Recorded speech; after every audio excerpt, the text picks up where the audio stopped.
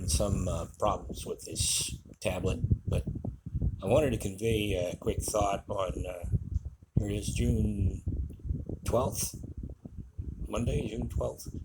Um, thank you. That's the applause. Um, I just wanted to relate to you how professional wrestling is just like real life. Well, think about it, just for real, okay? You watch TV, you watch the news, you watch your politicians in Washington D.C., and you've got your good guys and you got your bad guys, and most of the time, like in professional wrestling, most of the time the bad guys win a lot, and they kick the shit out of the good guys. Of course, in Washington D.C., there are no real good guys; they're all sons of bitches, corrupt motherfuckers. But anyway, you have people like Joe Biden and Nancy Pelosi and Chuck Schumer and people like that who've accepted so many bribes. They're multimillionaires, and they're going to walk out of Washington D.C. with, well, think about it. Their job as a politician in Washington D.C. is $170,000 annual salary.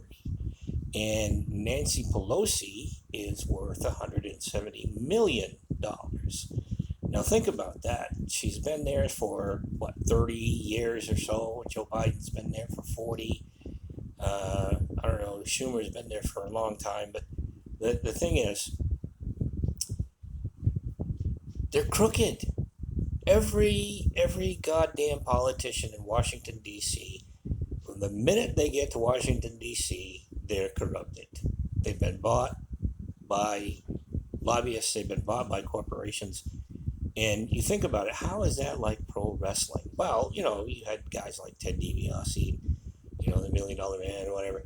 But the thing is you got good guys and you got bad guys. And unfortunately, the bad guys seem to be able to seduce the good guy over.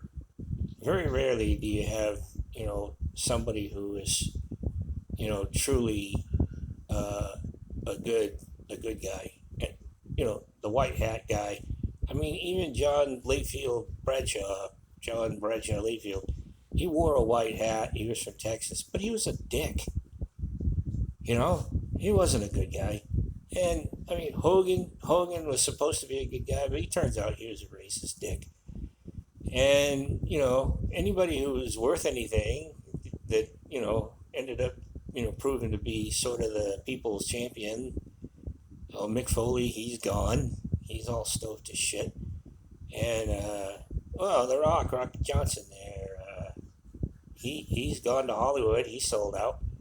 So how is it that professional wrestling is so much like real life? Well, think about it for a second. Professional wrestling is nothing more than a soap opera.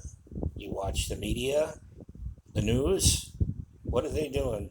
They're telling you all the top stories. Usually, like when in broadcasting school or journalism school, they have this one line that's true. If it bleeds, it leads. It makes the headline. It's top of the full newspaper or top story.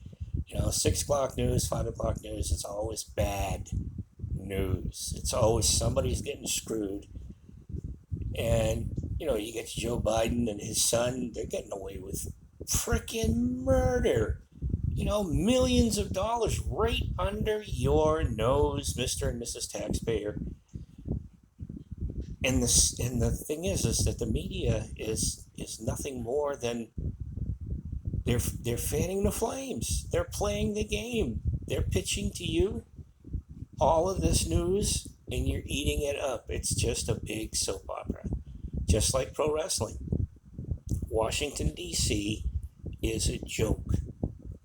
It is not a representative republic. It's not a Democrat. I mean, it's not a democracy. It's not a democratic republic. It's a joke. You got more freedom in China and Russia than you do in the United States as far as voting goes. And it means just as much in any of the three countries. It's all bought and paid for. The same people are running. The same people are going to get elected. Do something. Turn off your friggin' TV. It's all wrestling.